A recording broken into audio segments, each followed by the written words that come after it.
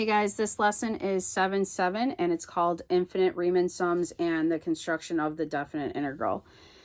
Okay, so it says recall the first fundamental theorem of calculus. So if f is continuous function on AB, then we know the following is true. So it ends up being the antiderivative evaluated with B minus the antiderivative evaluated with A. Okay, where f is any antiderivative of f. Cool. Question, what is really going on when we evaluate the indefinite integral? What is the formal definition of the definite integral? Okay, so this is kind of weird. I'm going to explain this as best I can. It took me a couple examples and then I started getting the hang of it. So it's really all about the lingo. So it says first they want you to divide the interval AB into n subintervals of equal width. The width of each subinterval will be, and they want it to be b minus a over n, which is what our delta x is equal to. It's this value minus this value divided by how many rectangles we have. So label this a, label this b. Okay, and we can call this f of x. So they want us to call, it says we'll call a equaling x of 0 the end of the first subinterval x1. Okay, so in other words, they're saying call this x0, and then say you like kind of divided this up into a bunch of subintervals.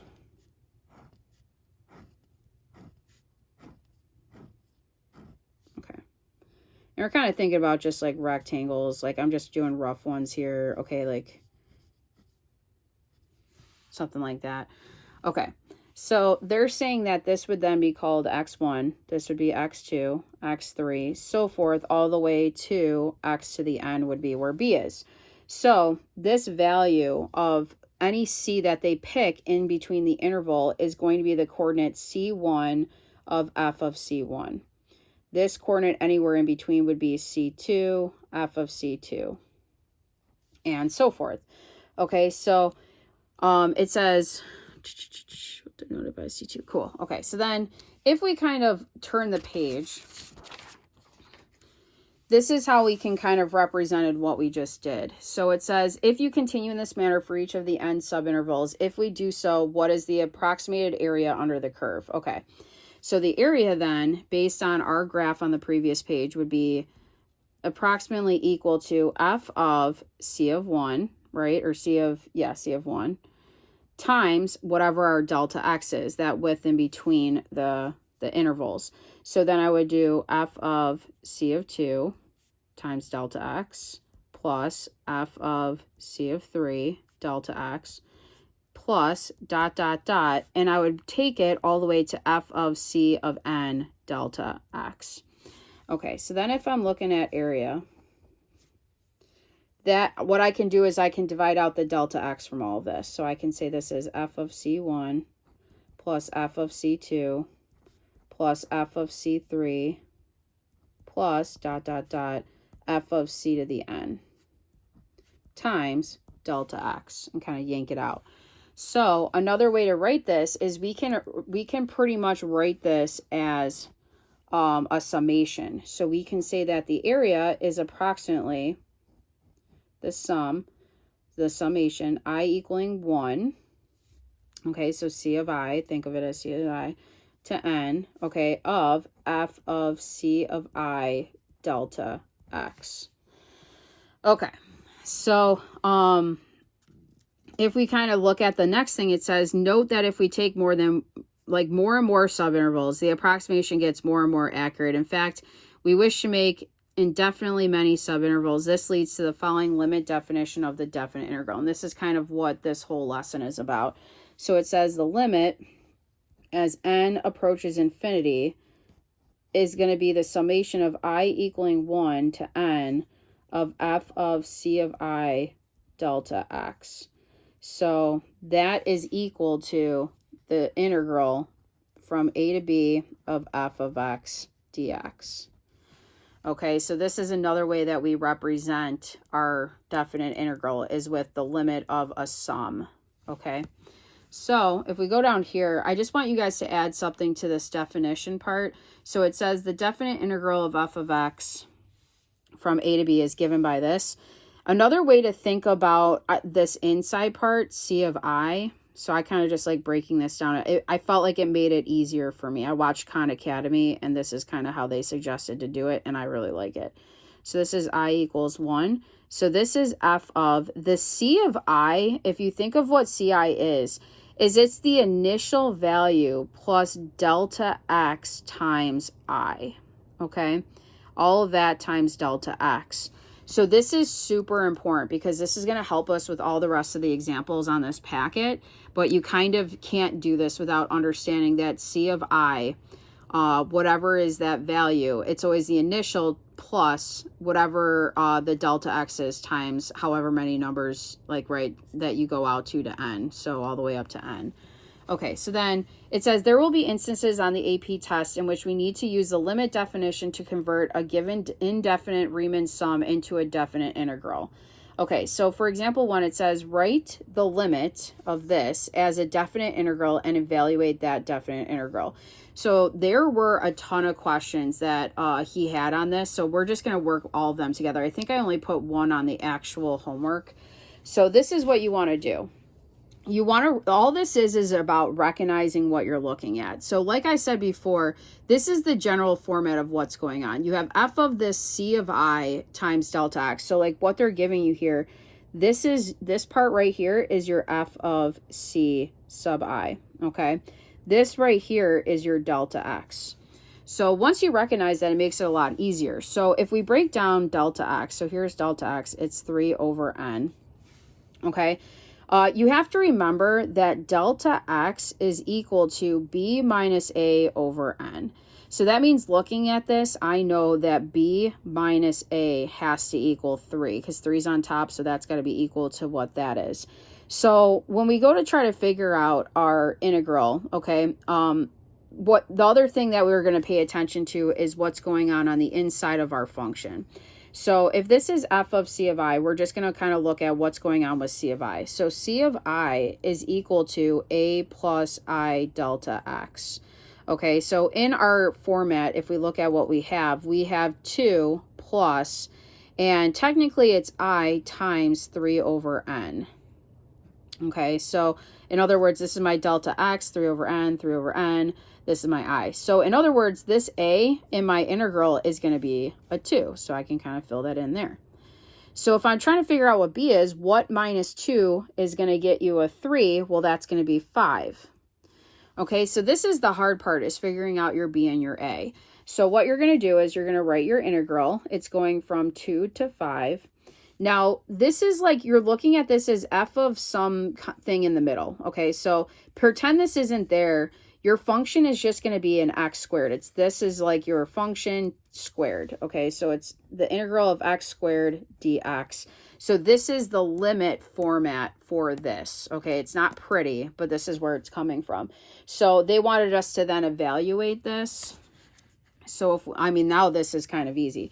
So if we evaluate this, the integral of x squared is x to the third over 3, and I'm going to do that between 2 and 5. So I start with the upper bound first. So 5 to the third divided by 3 all over 2 cubed over 3. That gives me 125 over 3 minus 8 over 3, which would be 117 over 3, or 39. Okay, so we're just going to do a bunch of those, okay, because these are not easy, but once you kind of get the hang of them, they're not so bad. Okay, so then for example 2, it says write this limit as a definite integral and evaluate that integral using your calculator this time. Okay, cool. So again, try to recognize what you have going on. So this right here is your f of C of I.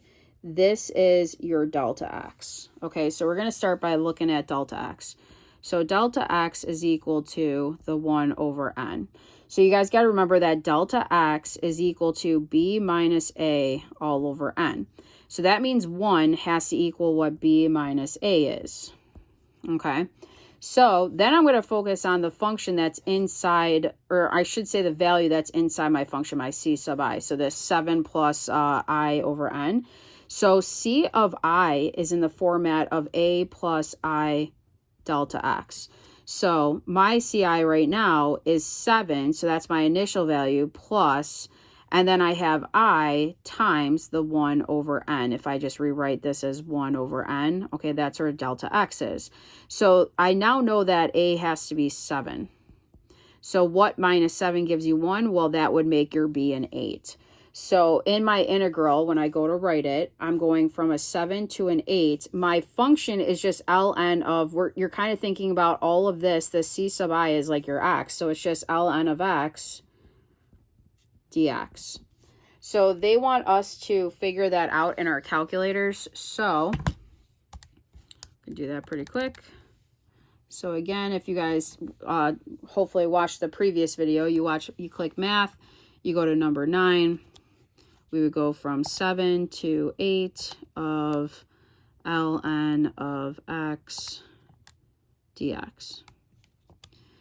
And we end up getting, and we're just going to round to 3 decimal spots. So this ends up being equal to 2.014. Okay, so let's keep going. Okay, so for example 3, it says write this one as, again, a definite integral and then evaluate it. Cool.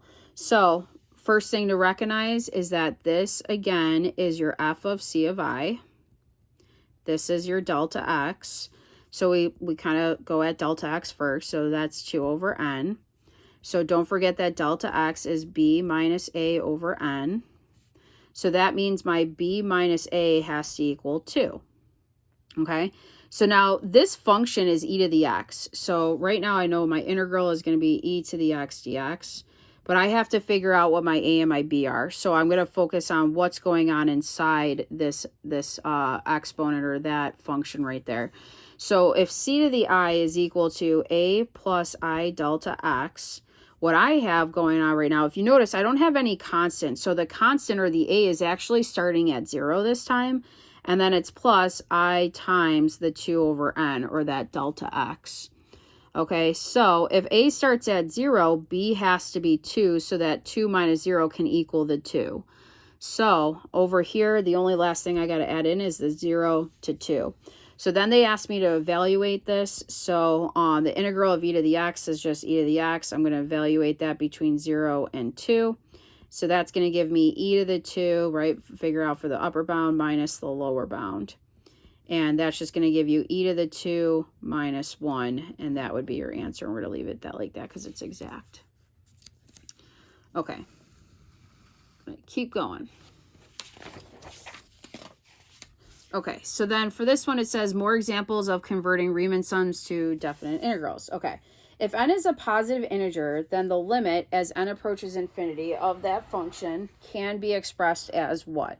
Okay, so first off, what we have to do is we're going to change this to look like a summation. So we want a summation inside of the limit because that way we can kind of convert it to look like our definite integral.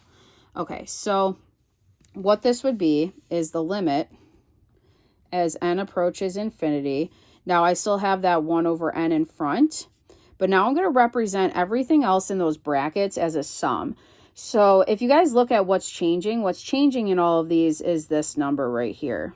It's going 1, 2, all the way to n.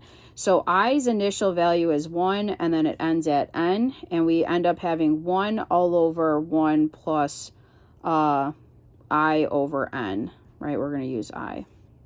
Okay. So we're going to rewrite that as the limit as n approaches infinity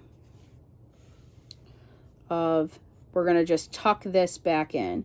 So the limit as I equals 1 to n of 1 all over 1 plus I over n.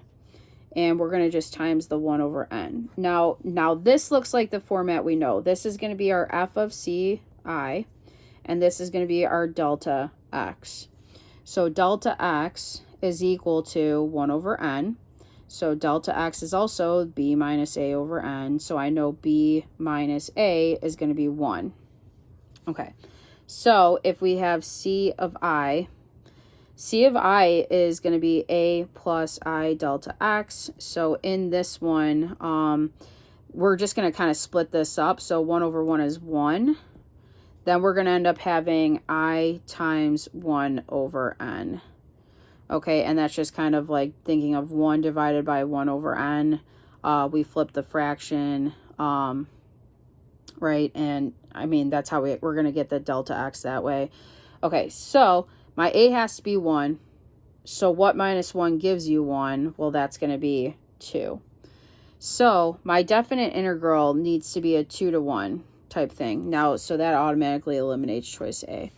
So it's the integral from 1 to 2. Now my function, this is what was my c of I, was this part right here. So I really just have 1 all over x dx. So my final answer is going to be choice E.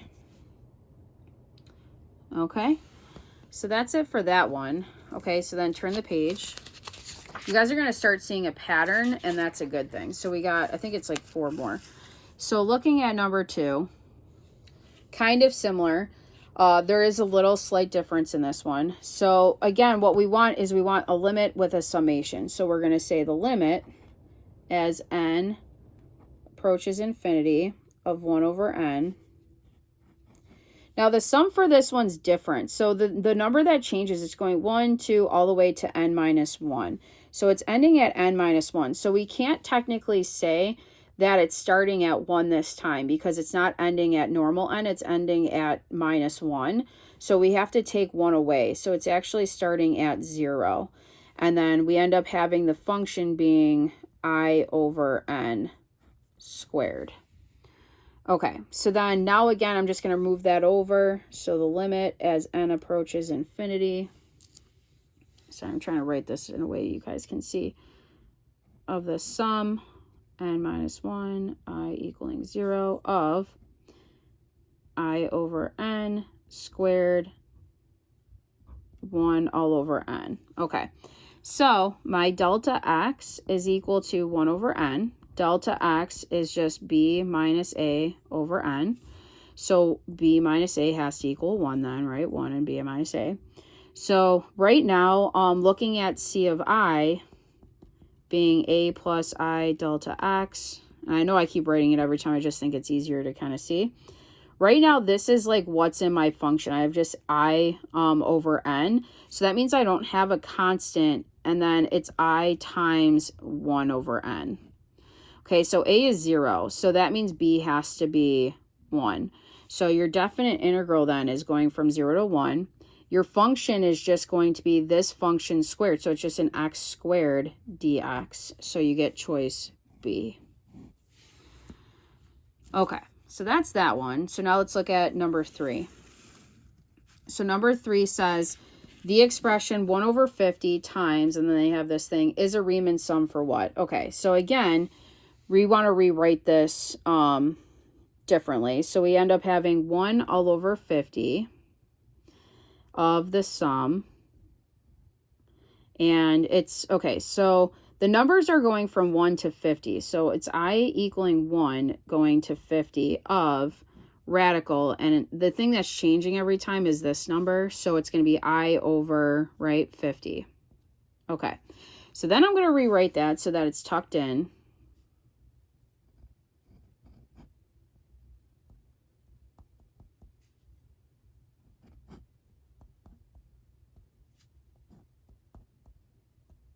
Okay, so this is going to be your delta x. This is going to be your f of ci.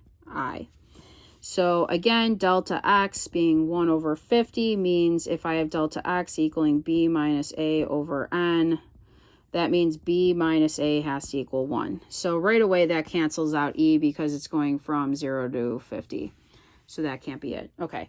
So then I'm focusing on c of I equaling a plus I delta x. So in this problem, right now this is like my c of I. I don't have a constant again, and then I have I times the delta x, or the 1 over 50. So a is 0, so that means b has to be 1. So it should go from 0 to 1, 0 to 1, so they all do that. Okay, so my integral then is going from 0 to 1. My function is just, this is, remember, just c of I. So the f function is just going to be the square root of x dx. So that ends up being choice B. Okay, so that's that one.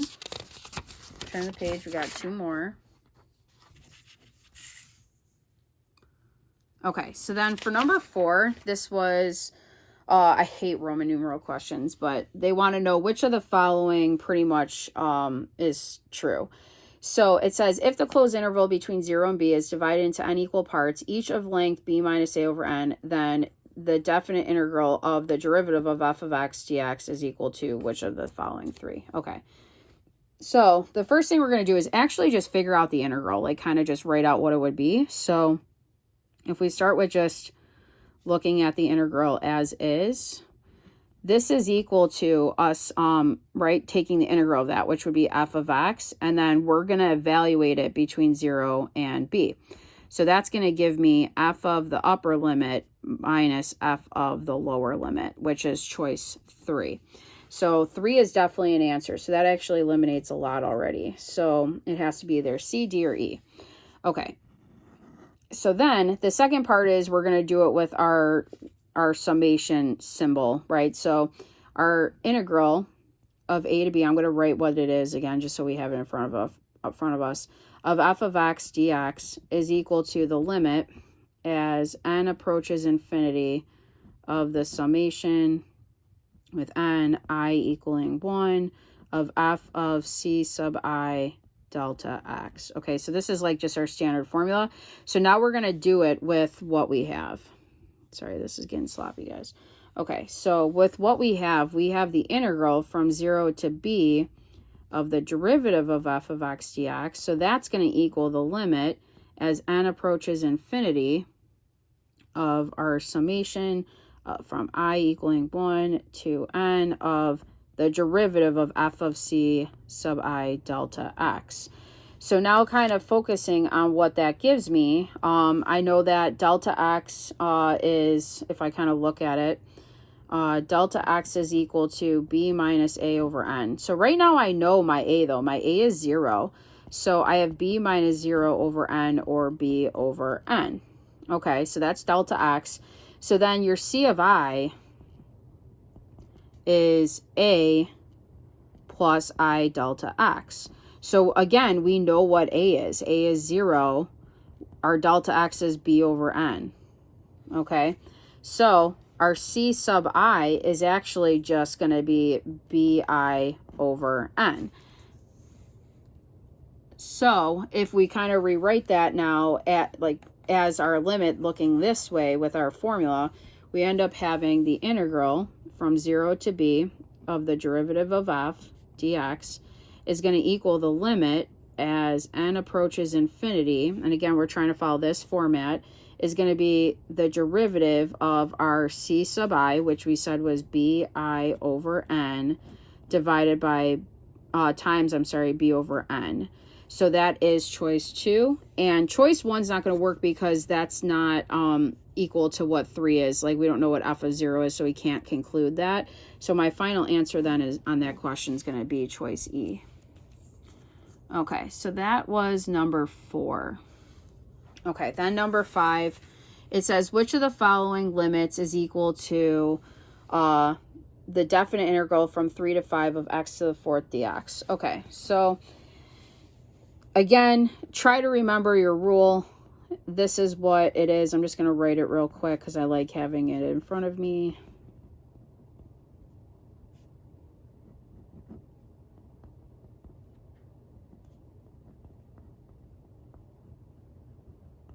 Okay, so now that I have this in front of me, I'm just going to kind of sub in what I have. So I pretty much need, if I want to write it like a limit, I need to figure out what delta x is. So let's kind of start there maybe. So delta x is equal to b minus a over n. So in my case, my b is 5, my a is 3, and that's over n. So I have 2 over n.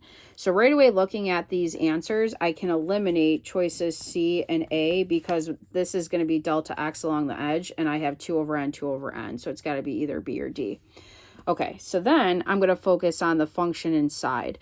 So C sub I, again, is A plus I delta x. So C sub I is my A. In this case, my A is 3. plus I delta x, 2 over n. So that ends up giving you 3 plus 2I over n. Okay. So all of these are to the fourth. You can see to the fourth, to the fourth, to the fourth, because it's x to the fourth, x to the fourth. We just have to pick the answer that looks like this on the inside. So if you guys look at it, it's going to be choice D, even though I know that they're using a K instead. But this is going to be your C sub I that's inside of F.